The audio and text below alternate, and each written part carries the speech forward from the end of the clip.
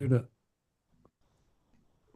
Nam Om Vishnu Badaya, Krishna Bustaya Bhutale, Shimati Bhakti Vedanta Swam Tinamani, Namaste Sarasati Devi Gauravani Pachaline, Nivasisha Shunyavadi Pashtatara Satarine, Jai Sri Krishna Chaitanya Prabhu Nityananda, Shri Advaita Gadadhara Shiva Sadi Gaura Bhaktavinda, Hare Krishna, Hare Krishna, Krishna Krishna, Hare Hare, Hare Ram, Hare Ram, Ram Ram, Hare Hare. Okay, excuse me. Okay, anyone like to begin the reading on text 102? I can do it if Yes, I can, if you want you me can. to. I can. okay. Go ahead. Can you hear me? Can you hear me Yes, okay? loud and clear. I'll just okay. Just check the length of Hare the Krishna. purple. Hare Krishna. Hare Krishna. Go ahead. Text 102. 102, yes. My dear Lord Krishna, until people became your devotees, their material attachments and desires remain plunderers. Their homes remain prisons, and their affectionate feelings for their family members remain foot shackles. Commentary. Here Brahma responds to a question Krishna might ask. Why should the Vrajvasis expect any more from him than do the sannyasis, who have renounced everything? Renunciates who have freed themselves from all material contamination obtain nothing more than Krishna. So why shouldn't the Vrajvasis also be happy by having just him? Brahma answers by reminding Krishna that material desires, like thieves, rob their victims of discernment. Discernment. Discernment. That's okay. Determination, and other assets, and the home in which one lives with spouse and children is a prison that the infatuations of love keep one forever from escaping. Successful sannyasis deserve credit for somehow avoiding these thieves and securing release from the prison of home life. The Vrajvasis, however, are much more praiseworthy because their homes, attachments, and desires and the love they share among themselves actually free them from bondage. Brahma argues, therefore, that the Vrajvasis deserve a greater reward for their worship of the Supreme than impersonal sannyasis. As we have already heard from the authoritative statements of Srimad Bhagavatam and other scriptures, the spiritual achievements of non-devotees, renunciates, are similar to those of demons like Kamsa. Such demons intensely concentrated on Krishna while striving to destroy him. Being directly killed by Krishna elevated them to the status of liberation. Oneness with Brahman, which is effect, is attainment of the Supreme Lord, because Brahman is one of the personality of Godhead's own opulences. But there is still a great difference between this impersonal liberation and the perfection Vaishnavas achieve when they gain entrance into the spiritual kingdom, Vaikunta, and reach the lotus feet of the Lord. Brahma's apparently simple prayer can be understood in several different ways. One is that Brahma is answering a potential doubt about why the Vrajvasis, full as they are with attachments and desires, are more praiseworthy than more exemplary Vaishnavas, who are renounced both in their external behavior and in the core of their hearts. Here, Brahma argues that although material attachments corrupt anyone who has not developed a personal relationship with Krishna, Krishna's devotees have learned the value of devotional service to him. And so they dovetail those same attachments in a spiritually constructive way. Without devotion for Krishna, strict sannyasis practice renunciation in vain, because ultimately none of their disciples will bear the desired fruit.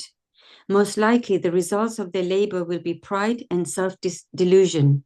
In contrast, the unlimited desires held by every devotee of Krishna can never be satiated, for those desires are all in relationship with Krishna. In particular, the Vrajvasis never feel they have had enough of Krishna. Brahma's statement can also be understood as a response to Krishna's suggestion that by sharing with the Vrajvasis the enjoyment of unique loving exchanges Krishna can repay them for their devotion. As Brahma points out, as long as one does not become Krishna's devotee, one remains in bondage. Thus, Krishna has a more important reason for coming to this world than just to enjoy with friends. He displays varieties of captivating attachments and desires because he wants to entice all living beings to enter his devotional service. Therefore, since he performs his pastimes not for the satisfaction of his devotees, but for the purpose of his own, why should the Vrajvasis consider his debt to them repaid just because he plays with them? Still, another explanation of Brahma's statement, when one reads its grammar differently, is that Krishna will be anxious until everyone in the universe becomes his devotee. Until then, Krishna's attachments and desires will be like thieves that rob him of his mental equilibrium and self-satisfaction, and his abodes in Vaikuntha and elsewhere will be like prisons, because the company of those who constantly live with him will restrict his freedom. The special affection he has for Mahalakshmi and others in Vaikuntha will be like foot shackles that restrict his movement and prevent him from always enjoying the company of his dearest devotees. He will not feel the ecstasies of intimate reciprocation, therefore, but only the pains of separation. Thus, Brahma predicts that after Krishna leaves, the Vrajvasis go to Mathura. He will always feel separation from them and always remain indebted. Okay, thank you, Mother. I have one doubt. This sounds very familiar. It may be just a familiar subject, but is this familiar with everyone? Have we read this before or? No, okay. I was going to say, I thought we were on 107, but I didn't want to say 106. I think you're correct. Let me scroll through to, it's still wonderful to read it again. Yeah. Wonderful. Just that point that being made that making a comparison between someone who's living renounced as a sannyasi, but here you got the residents of Braj. They have their family, they have their possessions, they have their occupations, etc. But they're considered to be much, much greater. Yeah. Anyway, let's go to 107. Yeah, let's see if. Have you got a bookmark at 107 or you just where you. No, I had a bookmarker. I use one of these black things.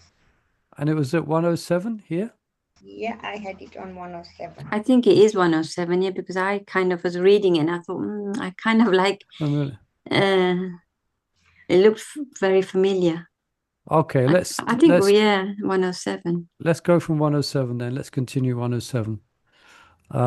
Okay. Anyone like to take it up from 107? Let me just see how long the purple is. Okay, a few pages. I will try it. Try. I'm sure you'll be successful. Why? Try. Okay, text 107. Yes.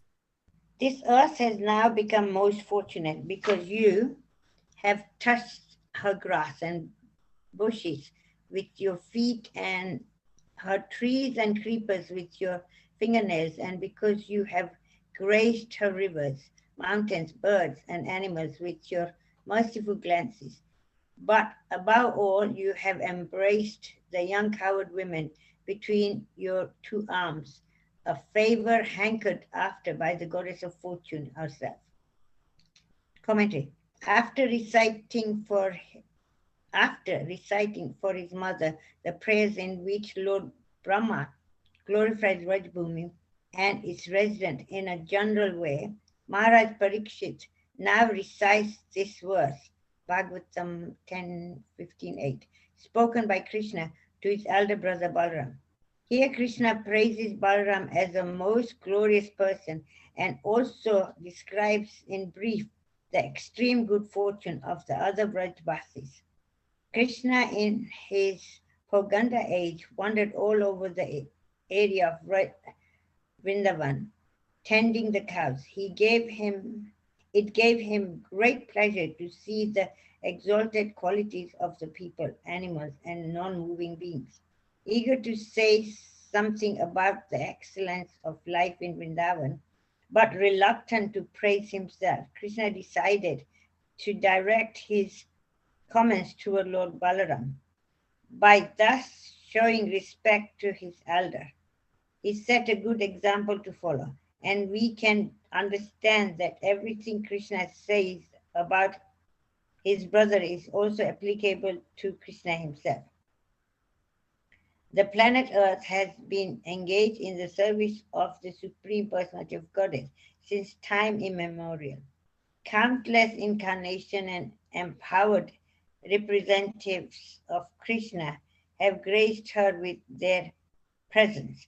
In the distant past, Krishna's Lila avatar, Varahadev, lifted the earth from the darkness of Patala Lokam and accepted her as his wife.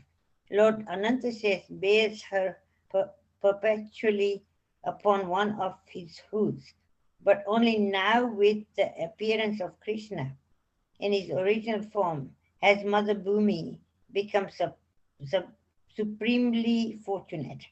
The word dhanya most obviously means fortunate, but as the English word fortunate is connected with the word fortune, the Sanskrit word dhanya is connected with the word dana, meaning wealth, dhan, meaning wealth. The greatest possible wealth is religious marriage, dharma, and the highest dharma is prem bhakti. In Srimad Bhagavatam, Lord Krishna has said, dharma is the most desirable wealth of mankind. Dharma istam dhanam pumsam. And actual religious principles are said to be those that lead one to my devotional service. Dharma mad bhakti krit prokta. In other words, with Krishna's appearance, the earth has gained the opulence of pure love of Godhead, which relegates the four ordinary goals of human endeavor to insignificance.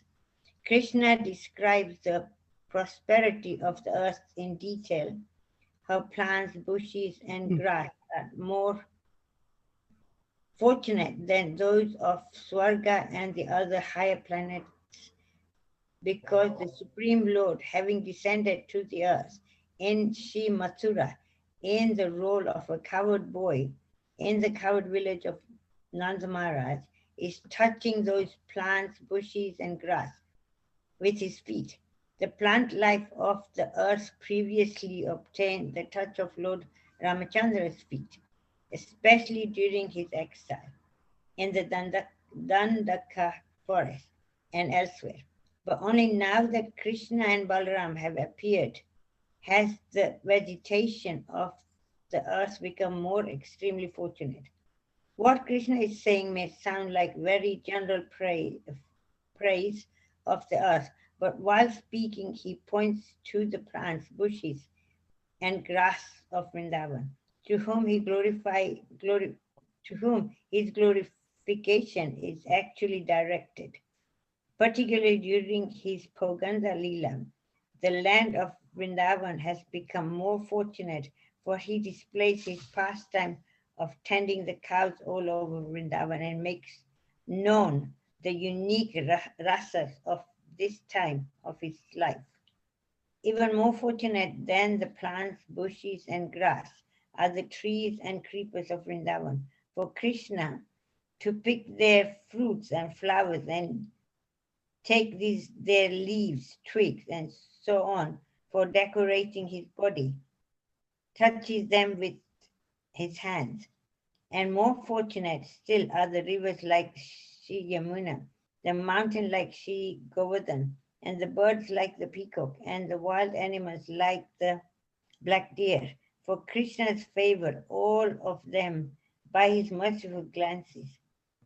It is true that Krishna casts his glance all over Vrindavan, but the good fortune of rivers, mountains, birds, and forest animals is described here as special because of the special pleasure Krishna enjoys from drinking and bathing in the waters of the rivers, climbing the mountain peaks and resting in the caves of the mountains, and playing with the birds and animals in wonderful ways. By associating with the best of rivers, Krishna's most beloved Yamuna, and the best of mountain, Giri Govardhan, who is the former servant of Lord Hari, the other rivers and mountains in Vrindavan obtain Krishna's favor.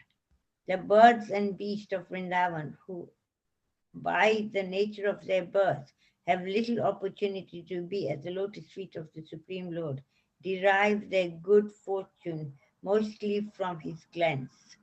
And he also shows his mercy to the birds and animals by calling out to them, by picking up their feathers, by touching them, and by other kind gentle dealings.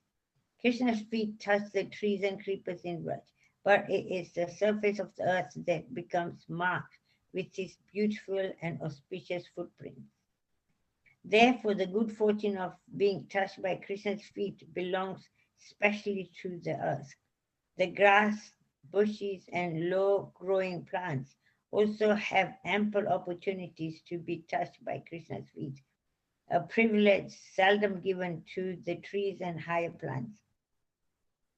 But of course, the cows and cow herds of Braj have the greatest opportunities to associate with Krishna. Although the cows and the young cowherd boys who tend them with Krishna and Balaram are not explicitly mentioned in this verse, they are by far more fortunate than the plants and other animals. Most fortunate of all, however, are the gopis, whose hearts are always drawn to Krishna, just as Krishna, by glorifying the earth, is actually glorifying only the land of Raj. So by mentioning the gopis, he is referring only to the cowherd girls of Raj, not the gopis of any other place. The goddess Shri cannot have the good fortune of the gopis of Raj, but can only aspire for it as a distant goal. The gopis favored by the embrace of Krishna's arms are more fortunate than the birds and animals he glances upon, the trees and creepers he touches with his hands, and the grass, plants, and bushes he touches by his feet. As indicated at the end of the verse by the word api, also, the gopis also receive the same opportunity as all the others. Krishna also touches the gopis with his feet and hands and glances at them very mercifully. But in addition, the gopis receive the good fortune of Krishna's embrace. In Vrindavan, therefore, the gopis are surely Krishna's most favored devotees. Well done. You did it. You said you would try. You was perfectly successful. Thank you. Well done. Hare Krishna. See? Hare Krishna. So any reflections on this wonderful description of Vrindavan, especially the trees and the plants? Yeah. Everything is conscious. We hear that, isn't it? It's described. Everything is conscious in full devotion to Krishna. The plants, the creepers, everything. Yeah. In the Krishna book, doesn't Krishna say, look to Balaram, look, all these plants are bending down at your lotus feet, and Yeah, yeah. That's mentioned in the beginning, isn't it? This is from that. Yeah, that what you quoted is specifically what this verse is from. Yeah. Yeah. And the most fortunate, as mentioned, is the gopis. Yeah. Yeah. Poganda age. What's Krishna's Poganda age? Anyone's familiar with different ages of Krishna? We have Kaishore. Like That's from 7, is it? 7 to 11. yeah, I think you're right, and that's where the he's playing with the gopas. It's more pronounced. Is more pastimes we've heard in the cows, etc. and he's Kaisho age, I think. What are the ages? Let me just Poganda. 1 second. Let me check. How many times we read and we can't remember these things? Well, there's so much to remember, isn't there? We can't possibly remember everything.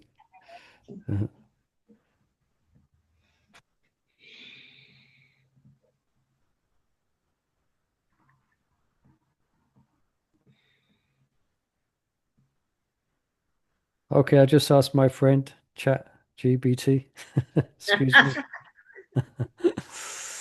Okay. Balya Leela. That's Krishna's infant pastimes. Yeah, birth to 3 years. Though sometimes this Chat GBT makes mistakes, so let's look out for that. So the subdivisions of there's subdivisions in Balya Leela. So Kumara, yeah, Kumara projected from a young boy from 0 to 5 months. So that's when he killed who was the first demon to be killed? Putana, wasn't it? Is that correct? Putana, yes, Putana. Yeah, Krishna was still crawling around. And also Sakatasura, the cart demon. So he's still breastfeeding. Then from 5 months. Trivek, someone, the one who took him in the sky. Yeah. Trivek. Trivek, name that demon in 5 seconds. 1, 2, 3. Oh God, I can't remember his name. But Triyanavata. so that's it. Yeah. It means you have to catch up. You have to catch up watching the Krishna in Vrindavan series, the cartoon. You see it all there. So then from 5 months to 3 years, then he starts to walk, play.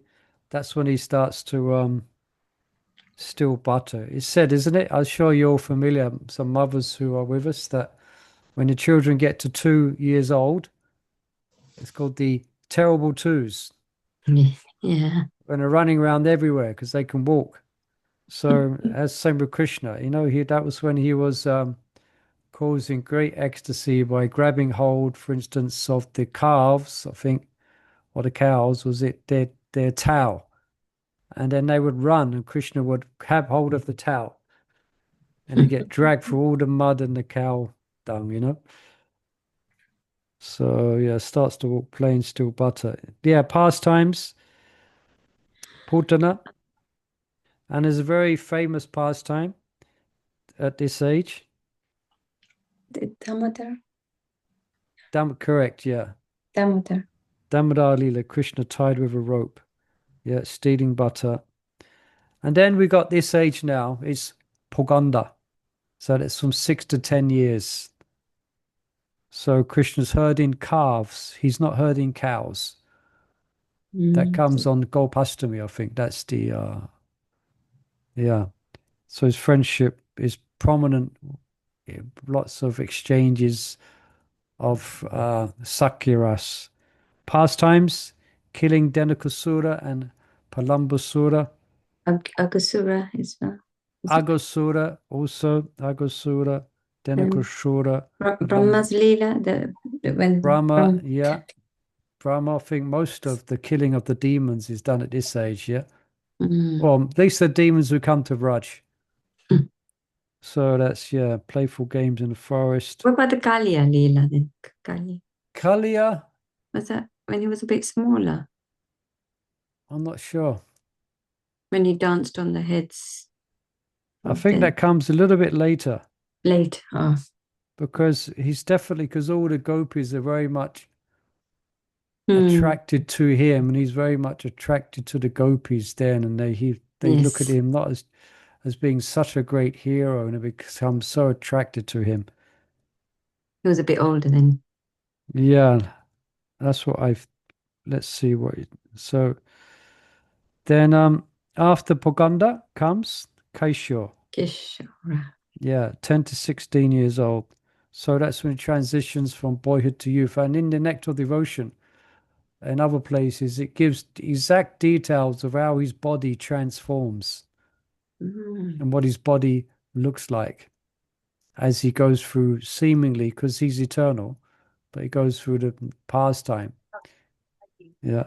So this is the Kaishya age. This is where we have the pastimes with Radharani and the gopis, Ras Leela. Yeah.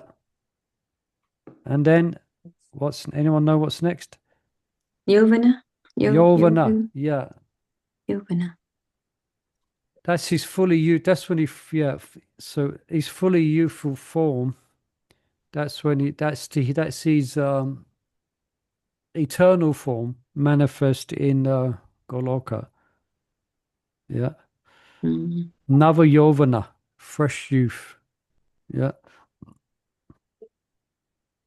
All right. So Balya 0 to 3, Poganda 6 to 10, Kaishya 10 to 16, Yovana 16.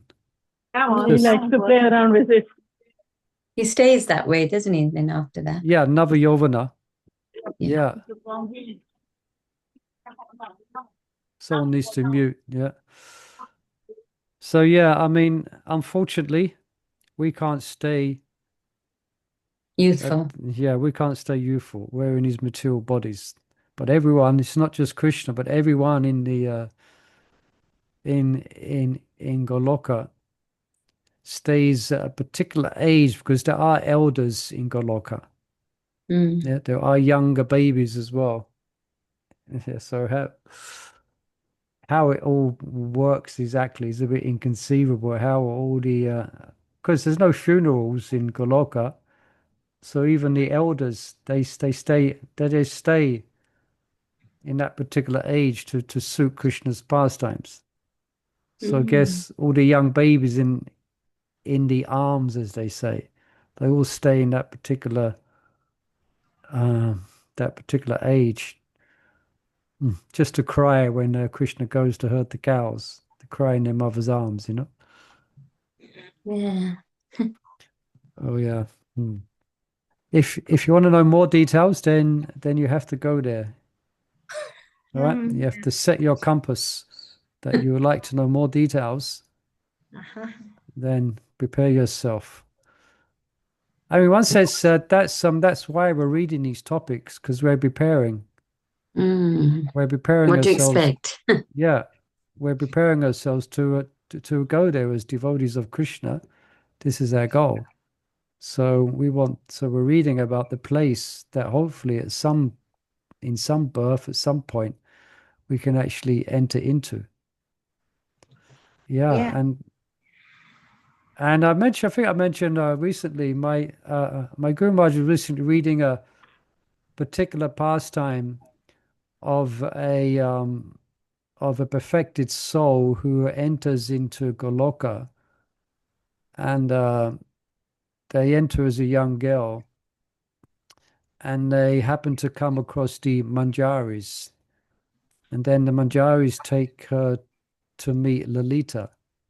Then he describes this wonderful where Lalita, she looks at this young Manjari, this newcomer, so to speak, and she looks in her eyes, and she can see everything. She can see that this young Manjari has just attained perfection through the process of sadhana, so sadhana siddhi. And she looks into her eyes, and she can see everything about this soul. Just like when you hear descriptions of Prabhupada disciples, when Prabhupada would look at them, as if he could see everything.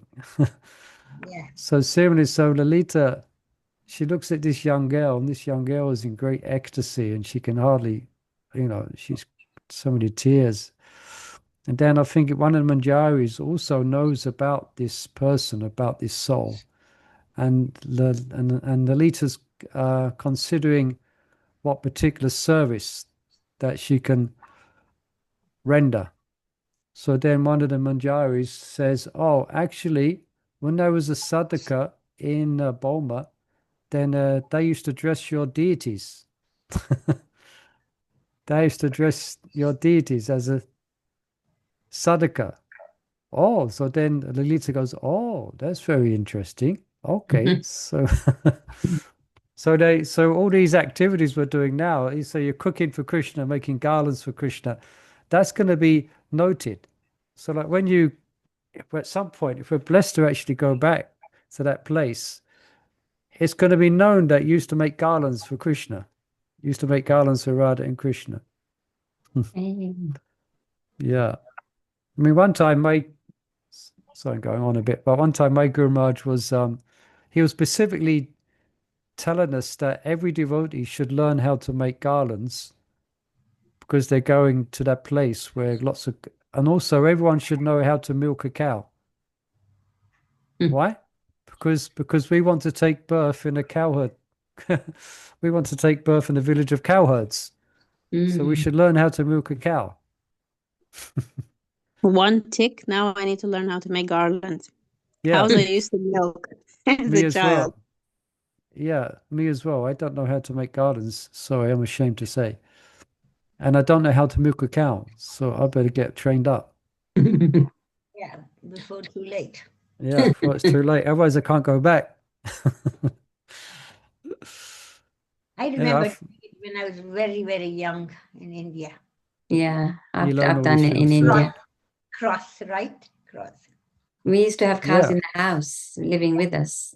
Yeah, just Oh, so there outside you the go. house. Yeah, Outside the house. yeah. So, Just yeah, on so the that, side. So like Granny would, 4 o'clock in the morning, milk the cows. wow, just Yeah. see. And you could hear the noise in the pan. Yeah, yeah. And I remember doing the floors. You have the cow dung in a Yeah, thing. yeah. We used to make them like chapatis and then Yeah. put them on the roof No, for them the to dry. floors. Yeah. Lepi. Wow, Lip that's balm. it. Yeah. We've set these ladies on the ecstasy of And youth. we used to also cook. We used to churning cook with butter. it. Yeah, cook with the dung, cow Churning dung. butter also. Yeah. And we used to go running around making the patties and drying them and then collect them when they're really hard and dry. And we used to give it to my grandmother so she can cook because that used to be the fuel. Wow, it still is. It still is the fuel in a Yeah, lot of the yeah, villages in India. It yeah. still is. Nothing has changed in a lot of these places. Amazing. So yeah, rural. So that's the setting of Krishna in his pastimes in Goloka Vrindavan. Yeah. Traveling on the carts. It's really nice. Yeah. Cows. Yeah. You sit and then it just going. It's really nice. Isn't it? Amazing how we think we think that, we think we're so advanced sitting in our little plush little flats. Actually, Nothing like life, that kind of fun. real life. Of course, it has its austerities, sure, on the side, but Yeah.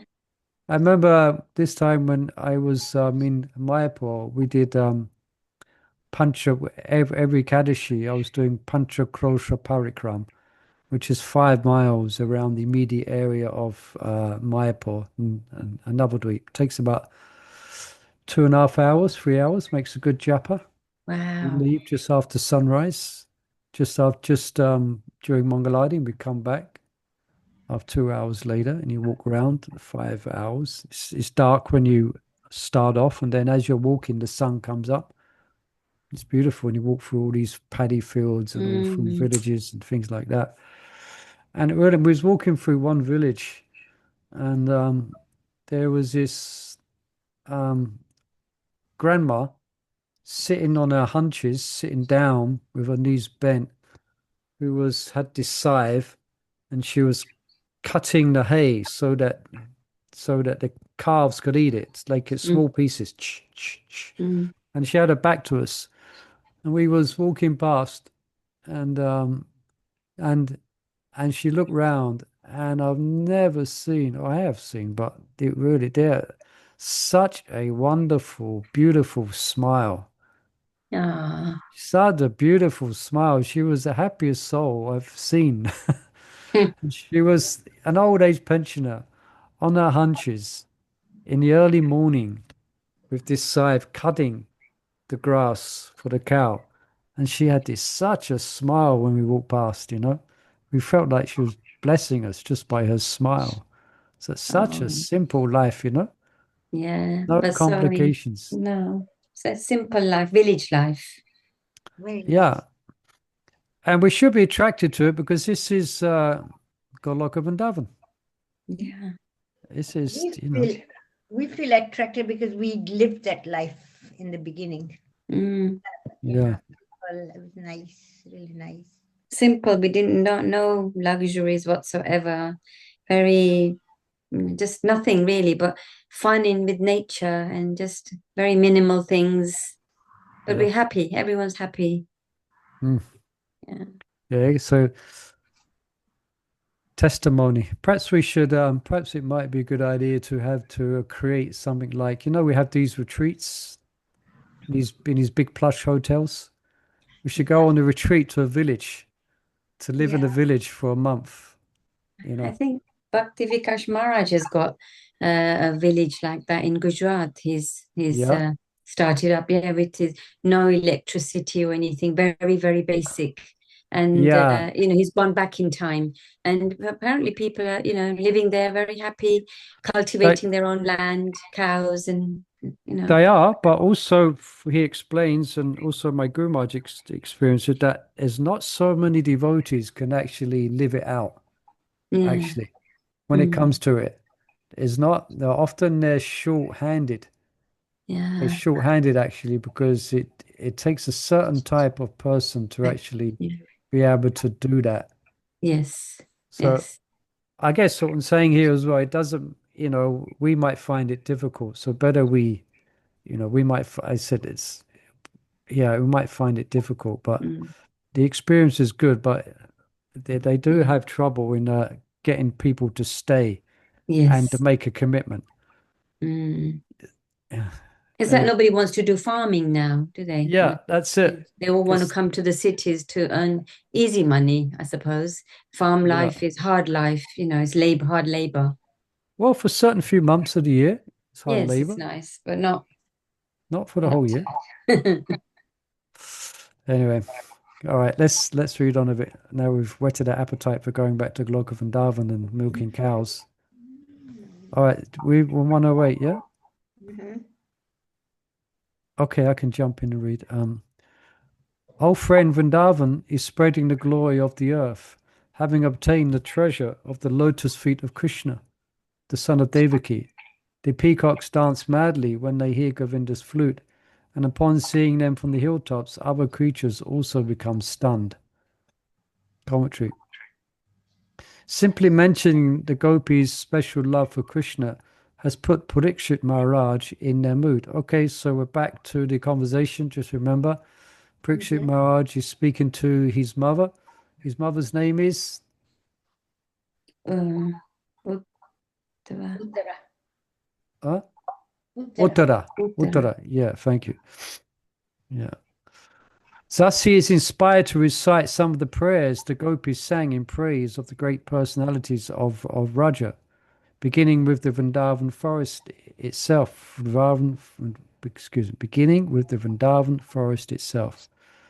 When a group of gopis heard the song of Krishna's all-enchanted flute as he entered the Vrindavan forest, they were immersed in the rasas of pure love and shared their thoughts with one another. I think this is the chapter Gopi Gita.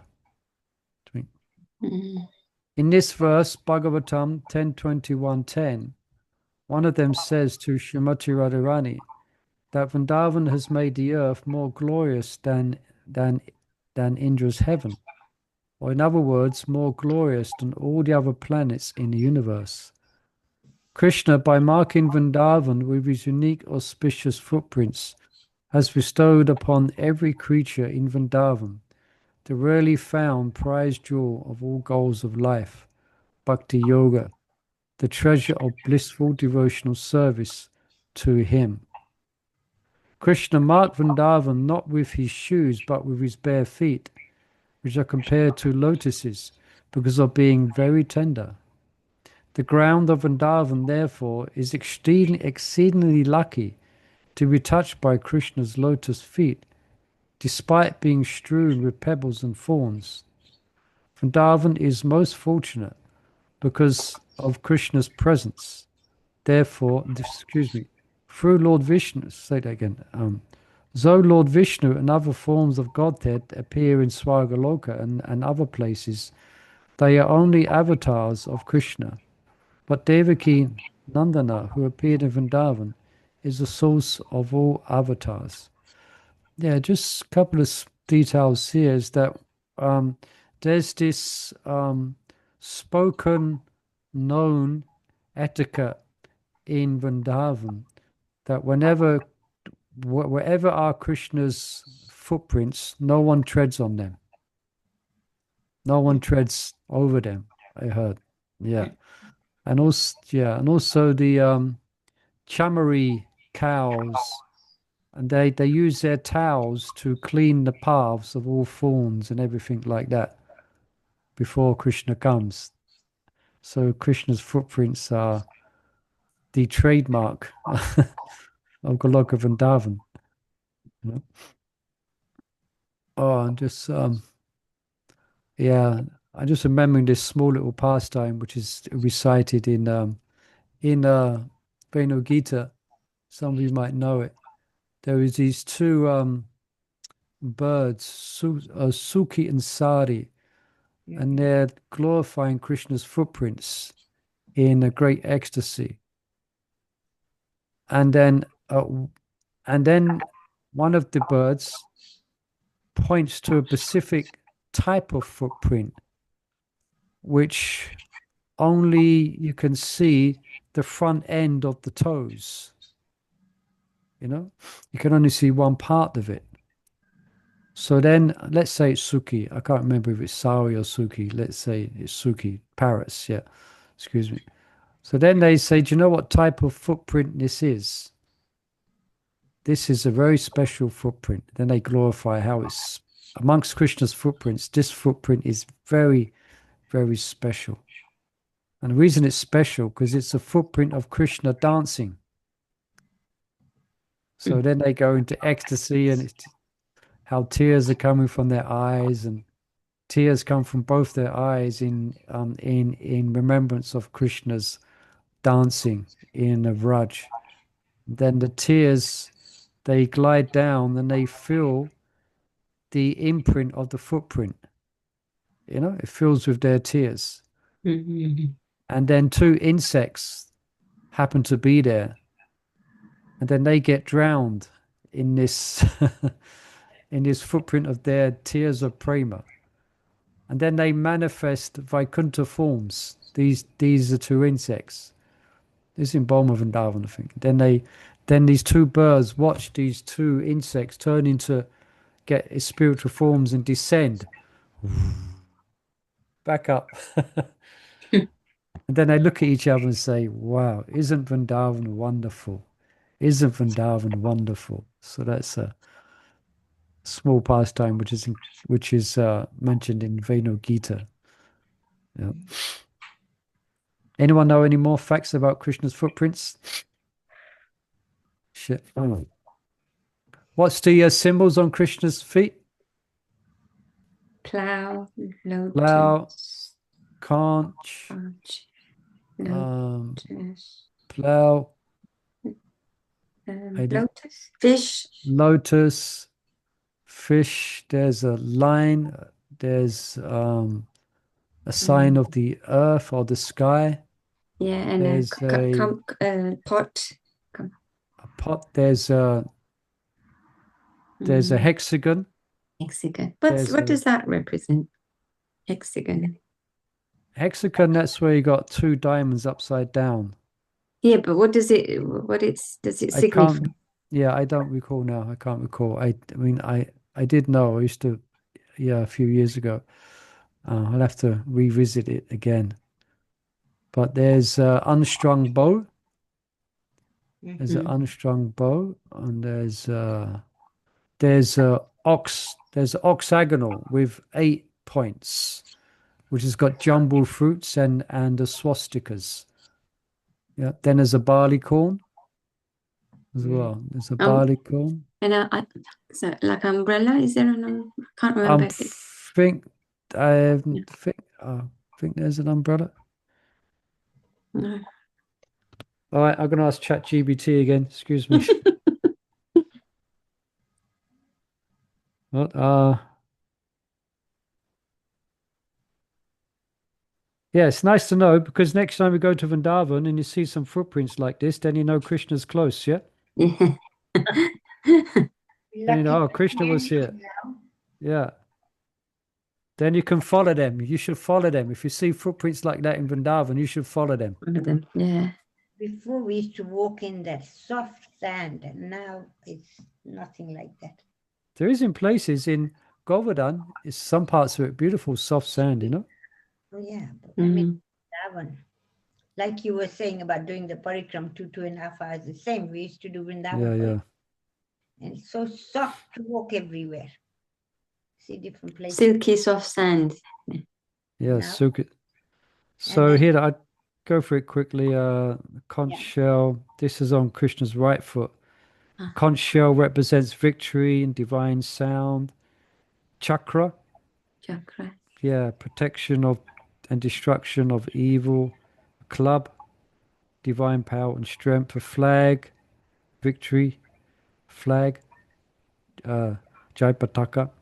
Thunderbolt, yes, power to destroy ignorance. A chariot. Okay, I don't think, is that there? Chariot. No, there's not a chariot on Krishna's feet. I don't think so. Elephant goad, Mhm. control over mind and senses. Half moon. A barley grain and a lotus. On his left foot is a bow, an arrow. Yeah. Cow's hoofprint, we forgot that one. Ah. Famous one.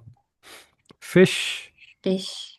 triangle, swastika, umbrella, Yeah. Kailash, half moon, Half jumble moon. fruits.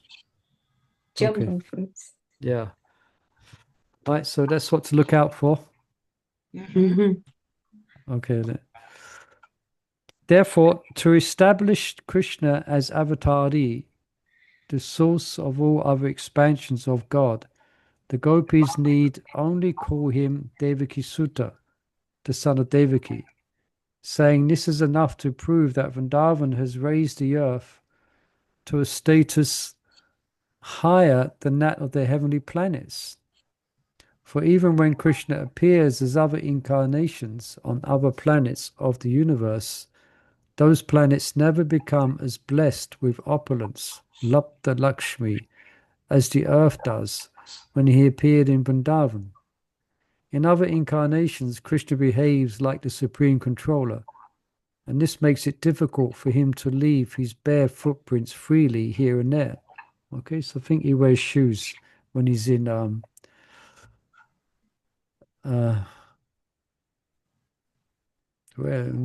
Mathura and Dwarka. He wears shoes. Although the gopis know everything there is to know, their overwhelming ecstatic love forces them to see the Supreme Lord as a son of Yasoda and no one else.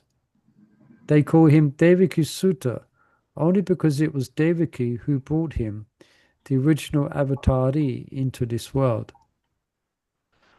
Only in Vrindavan does the Supreme Person appear as Govinda, the Lord of the cows, Gavam Indra, who delights in playing with the cows and cowherds, wears a peacock feather and gunja berries on his head, decorates himself with a garland of kadamba flowers and other ornaments, and holds in his hand his constant friend, the flute.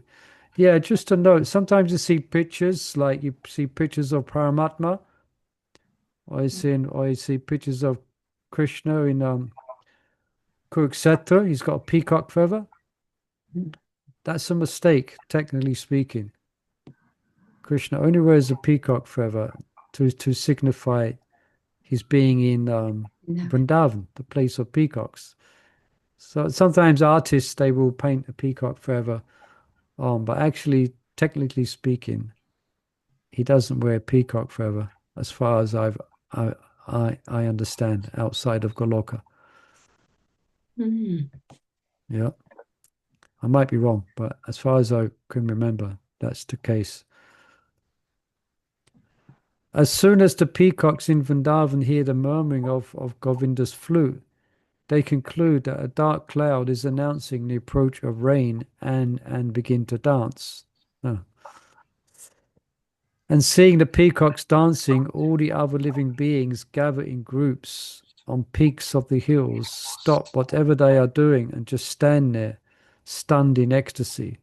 Thus Vrindavan makes the earth more glorious than any other realm, even Vaikuntha. Peacocks make quite a distinctive loud sound, isn't it? Right.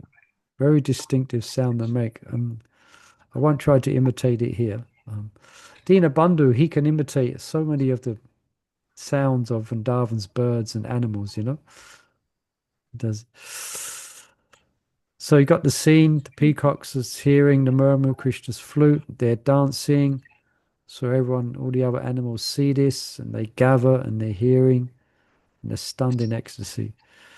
The words Venam Anu, following the flute, means that as soon as the peacocks drink with their ears a few drops of the nectar coming from Krishna's distant flute, they burst into wild dancing. Anyone seen peacocks dance? No. No? They go forward, they go forward, they wag their tail, they turn around, they wag their tail, they go forward, they wag their tail, they it's quite comical. They go like this, they wag their back tail, then they move and they're doing it to attract the opposite feet, you know, the opposite sex, so to speak, but they dance, you know. But here they're not dancing because of that, they're dancing because they're in ecstasy. Yeah. Yeah. But the words can be split differently. Venam Manu, the mantra chanted by the flute, indicates that the sound of Krishna's flute has the mystic power to enchant the peacocks and make them dance in intoxication.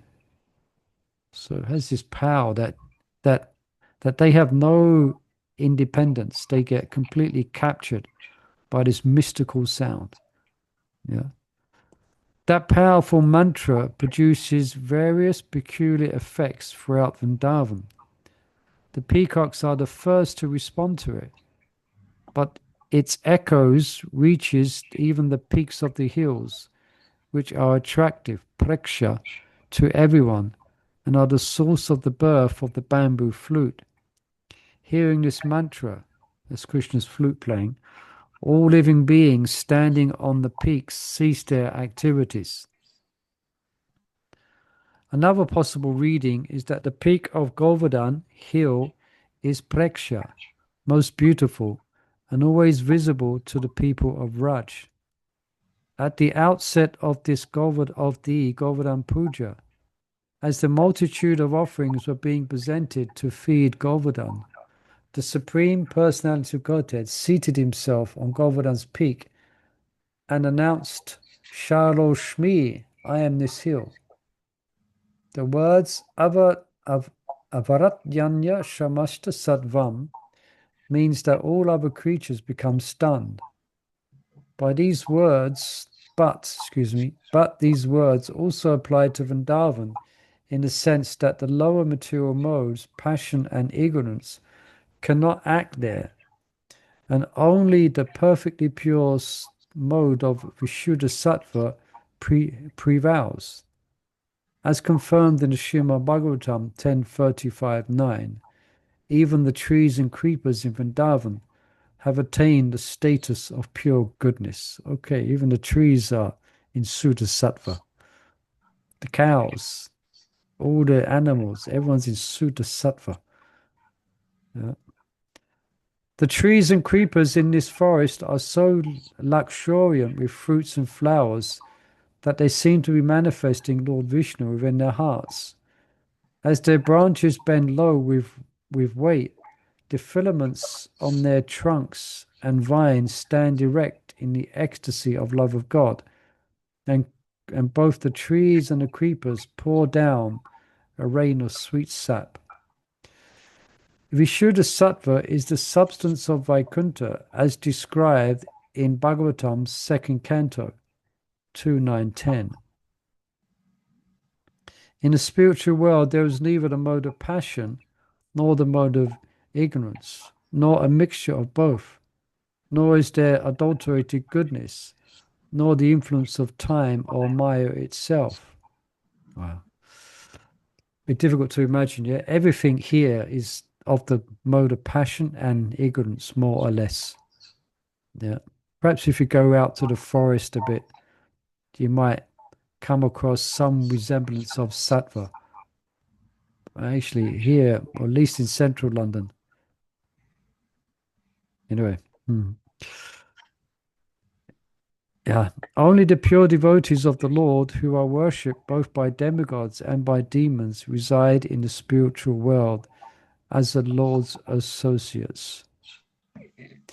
In other words, the mode of sattva in Vaikuntha is never mixed with rajas or tamas.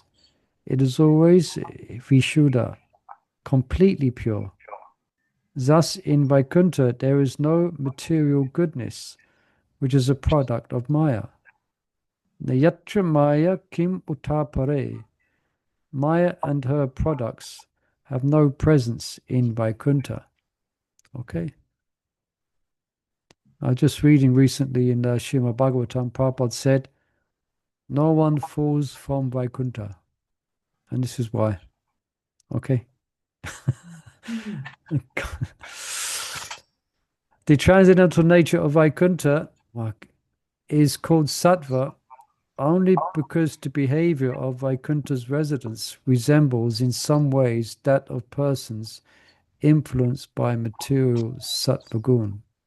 Vaikuntha has demigods, for example, who resemble their sattvika counterparts in the material world. Okay, yeah, so all the demigods have their pure forms as well.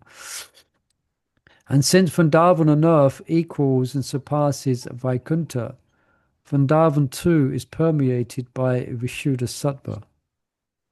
And there is yet another way to understand Prekshadri Shanu Avatanya Samasta Sattvam. When the creatures of Vrindavan hear Krishna's playing his flute, many of them faint from ecstasy and fall on top of one another. All right, interesting scene. They're all fainting, all falling on top of each other. And stacked. It says, all falling on top and stacked in piles. They resemble peaks of Govardhan and Raj's other beautiful hills. So Sanatana Goswami is giving this interesting another meaning here. Others respond to the sound of the flute by standing still and staring into the distance to try and locate Krishna. Wow. Actually, apart from the peacocks, all living beings at once cease their external activity when they hear Krishna's flute. But transcendentally, they respond in various ways. When the peacocks dance wildly, the other animals remain motionless to fix their minds on hearing the flute and to look for Krishna. Yeah, so to see the peacocks dancing madly, so they know, oh, they're dancing like that because Krishna's playing his flute. So then they stop to hear. They strain their ears to hear that sound. Yeah. Every one of them, however, experiences the greatest limit of ecstasy. So here's another meaning Sanatana Goswami will give. There was also another possible reading. All the living beings in Brhat who were standing in high places, Shanu, were intently engaged, avarata, in offering their services to Krishna. The birds, for example, were mildly chirping for Krishna's pleasure, and all other beings were happily absorbed in their own personal services. Or else, by standing in high places to better view Sri Krishna, the various creatures were arranging for their protection from the terrible pain of being separated from Krishna, and they were busily absorbed, haratani, in their own services for Krishna. Not only the dancing peacocks, but all the other animals, Anya Shamasta Sattvam, the kokila birds, for example, were busily engaged in service. And for the mischievous and violent animals, all right, there's mischievous and violent animals, the main way to serve Krishna was to put aside their natural proclivities. Alternatively, okay, another meaning, the logical connection of the phrases in this verse can be understood in a different order. First, Krishna saw the peacocks dancing, and then he responded playing his flute. Okay, so another way around. He sees the peacocks dancing, he plays the flute. When the peacocks first noticed Krishna entering the forest, they saw the friends of all peacocks, the one with a peacock feather, always decorating his head, pick up their feathers from the ground. Then they became mad with joy and began to dance. Seeing the peacocks dance, Krishna happily raised his flute to his lips and played. And all the living beings on the mountain peaks responded to the sound by stopping all activity other than looking at Krishna and listening to his flute. And as implied by the word samasta, or the peacocks as well stopped dancing. At first, they manifest the ecstasy of dancing, and then after hearing the flute, they were stunned, overcome by ecstasy. Such is a scene never observed in such a scene is never observed in Vaikuntha. Okay. Jai Hare Krishna. I was just thinking, I don't know how many times I've put the flute in Krishna's hand over the years. Today I did it. I was decorating. I put as well as the flute garland, then I put a jasmine garland as well on the flute. I must have put on the Krishna's flute, I don't know how many times. 1,000, more than that. How many times I dressed Radha Krishna. But I've never heard it. It's not fair. I've never heard the flute, Krishna. I give you the flute so many times. It'd be wonderful if I could hear it. Perhaps one day. Maybe blessed. Yeah. Isn't it? We put the flute on Krishna. We don't hear it. We're deaf. We've gone deaf. Huh? At the last minute, you're only doing things quick. Yeah, we're trying to rushing as well. When you're putting the flute on, it's normally about a minute to 7 o'clock. 2 minutes, 3 minutes to 7. So yeah. So you haven't got perhaps. But when you kind of undressing or dressing or putting jewelry and things like that, then you do tend to meditate a bit, you know. Yeah, you can do. So perhaps you can do that next time. Those, when we dress Krishna, we can, like Chandravalija, we can. As soon as we put the flute on, then we stop and we try and hear it. Okay, Krishna, here's your flute. Play it. Krishna, I can't hear anything. Yeah. I can't hear it. I guess if we did hear the flute, then I guess we couldn't do anything. Then we couldn't open the curtains. No, you'd be frozen. You'd be frozen in ecstasy. Frozen, and the curtains won't open. No. Anyway, Hare Krishna. Okay, thank you, dear devotees. Wonderful to hear about the spiritual world. Thank you, Hare Krishna, for joining us. And today, so let's catch up again on, where are we now? Thursday. So we'll be back. Monday. Bhagavad Gita Monday. Yeah, okay. Monday. Jai Srila Prabhupada Ki Jai. May we Grace hear the Mother flute of Prabhu Krishna. Ki Hare Jai. Krishna. Gauda Premanandi. Hare Bol. Hare Krishna. Thank you, Prabhu, so much. Hari Bol. Thank you, Hare Krishna. Hare Krishna. May we all hear the Krishna's flute playing. Hare Krishna. Yes, Hare Bol. definitely. Hare Bol. Gauranga.